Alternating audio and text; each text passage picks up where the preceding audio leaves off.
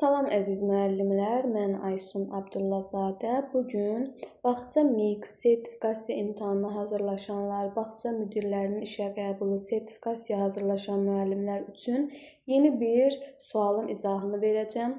Bu sual ödənişli dərsimizin test nümunələrindən biridir. Deməli, sual necədir? Verilmiş nümunələrə əsasən uyğun variantları müəyyənləşdirin. Yəni, burada uyğunlaşdırma var. İlk öncə biz birinci hissəyə nəzər yetirəcəyik, daha sonra isə ikinci hissəyə nəzər yetirək. İlk öncə bilməliyik ki, bu uyğunlaşdırma nəyə əsasendir? Biz variantları oxumalıyıq və ona əsasən tapmalıyıq. Qeyd edim ki, bu uyğunlaşdırma nəzəriyyələrlə bağlıdır. İndi görək hansı nəzəriyyələrlə bağlıdır? Birinci,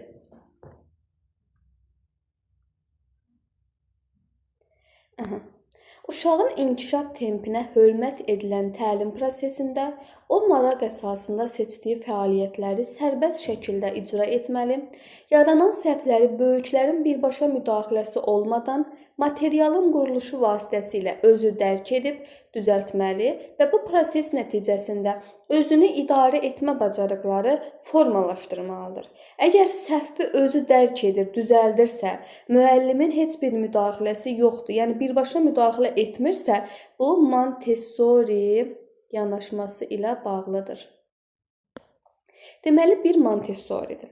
İndi görək bu Montessori'yə aid olan hansı olacaq? 2. Uşağın öyrənmə prosesi fərdi fəaliyyətlə məhdudlaşmamalı. Onun yaşıdları və böyüklərlə qarşılıqlı sosial münasibətlər içində fikir mübadiləsi aparmasına, qərarların birgə qəbul edilməsinə, mühitlə aktiv əlaqə qurmasına əsaslanmalıdır. Bu prosesdə ətraf mühit öyrənməni stimullaşdıran, idrak, sosial, emosional inkişafı dəstəkləyən fəal amil kimi çıxış etməlidir. Artıq bu açar məqamlar mənə deyir ki, mən Emiliya yanaşmasıyam. 3. Erkən yaş dövründə təlim prosesi akademik biliklərin birbaşa ötürülməsinə deyil, uşağın təbiətə yaxın, texnologiyasız bir dünya, estetik, qayğıkeş mühitdə imitasiya, oyun, hekayə, incəsənət vasitəsilə fiziki, emosional, mənəvi inkişafa yönəlməli və bu mərhələdə müəllim uşağın davranışlarını tənzimləyən deyil, ona nümunə olan, inkişafını ardıcıl şəkildə müşahidə edən mənəvi bələdçi kimidir bu? Hansı nəzəriyyə ilə bağlı idi? Təbii ki, Waldorf. Buradan yazaq. Sonuncu, məktəbə qədər dövrdə təlim prosesi uşağın təbii qabiliyyətlərini artıq açar məqam üzə çıxarılmasına oyun, yaradıcı fəaliyyətlər vasitəsilə fiziki, əqli, emosional, əxlaqi inkişafının təmin edilməsinə yönəlməli, müəllim isə uşağın inkişafını istiqamətləndirən, onu sevgi, qayğı ilə müşayiət edən tərbiyəvi rəhbər rolunda çıxış etməlidir. Təbii ki, bu kim idi? Frebel. İndi böyüdək ekranı baxın müəllimlər. Deməli, bu hissədə birinci Montessori oldu, baxın, 1. 2. Emilia, 3. Waldorf, 4. Frebel. İndi mən bu digər hissədə Montessori'yə aid olan hansıdır, Emilia ilə bağlı olan hansıdır, Waldorfla, Frebel ilə bağlı olan hansıdır, onu tapmalıyam. İlk öncə oxuyaq görək 5 hansı ilə bağlıdır. Uşaq bağçasında müəllim uşaqlarla birlikdə dairəvi oyunlar təşkil edir. Mahnılar oxuyur, müxtəlif materiallardan istifadə etməklə yapma, rəsm fəaliyyətləri keçirir. Gün ərzində uşaqlar açıq havada hərəkətli oyunlarda iştirak edir. Müəllim yenə oyun zamanı sərbəst buraxır uşaqları, yalnız istiqamət verərək onların yaradıcılığını və əməkdaşlığını dəstəkləmiş olur. Təbii ki, burada söhbət nədən getdi? Oyunlar əsasında müəllimin istiqamət verməsi, yaradıcılıq, əməkdaşlıq. Təbii ki, bu hansı nəzəriyyə ilə bağlıdır? Kim deyər? Təbii ki, Frebel ilə bağlıdır. Burada oyundan əsas danışır. Deməli, Frebel 4-5 Frebel ilə bağlıdır. Sonra bağça qrupunda onu qeyd edək. 4, 5. Bağça qrupunda müxtəlif yaşlı uşaqlar təbiətdə suyun rolu mövzusunda uzun müddətli fəaliyyətlə məşğuldurlar. Müəllim əvvəlcədən hazır tapşırıq vermir, yalnız mühitdə müxtəlif materiallar yerləşdirir. Uşaqlar öz aralarında müzakirə edirlər, bəziləri su ilə təcrübə edir, digərləri müşahidələrini rəsmlə ifadə edir, bir qrup isə tapdıqları nəticələri foto-video vasitəsilə qeydiyyat. Müəllim prosesə yalnız sual verərək və müzakirəni istiqamətləndirərək qoşulur. Nəticələrin necə olacağına müdaxilə etmir.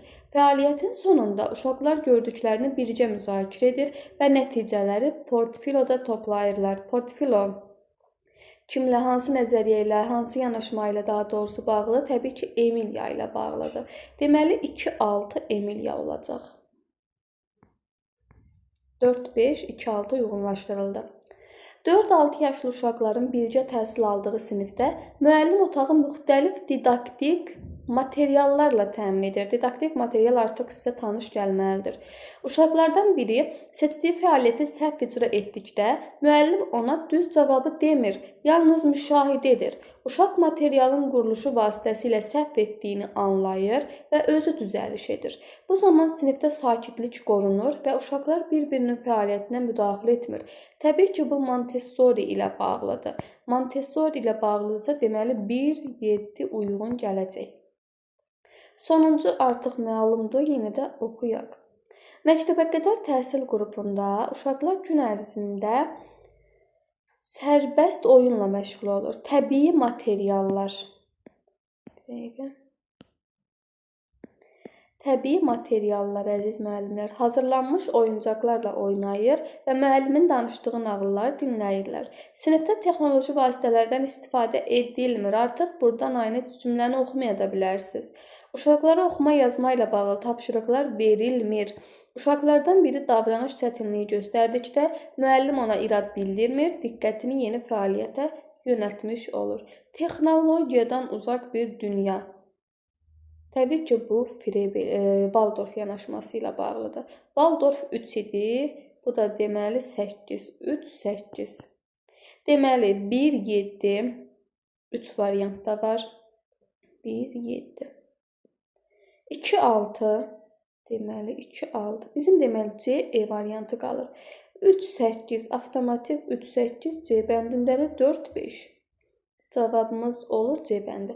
Yəni, əslində çətin bir test deyil. Sadəcə qaydalar və situasiyalar. Sadəcə hansı qaydanın hansı yanaşma ilə, nəzəriyyə ilə bağlı olduğunu biz düzgün tapmalıyıq ki, həmin situasiya ilə uyğunlaşdıra bilək. Əsas da burada uyğunlaşdırmadır. Qeyd etdiyim kimi, bu testlərdən daha çox işləmək istəyirsinizsə, bizim artıq mart qruplarımıza qeydiyyat başlayır. İlk dərsimiz mart ayının 3-ü olacaq. Dərslər həftədə 2 dəfə, 2 saat olmaqla Google Meet proqramında keçiriləcək. Dərs zamanı ilk öncə sual-cavablar, daha sonra yeni dərsin izah ediləcək, ən əsası canlı sınaqlar işlədiləcək, mövzu testləri, ümumi sınaqlar, situasiya tipli testlər və bu testlərdən daha çətin səviyyədə hazırlanmış testlər.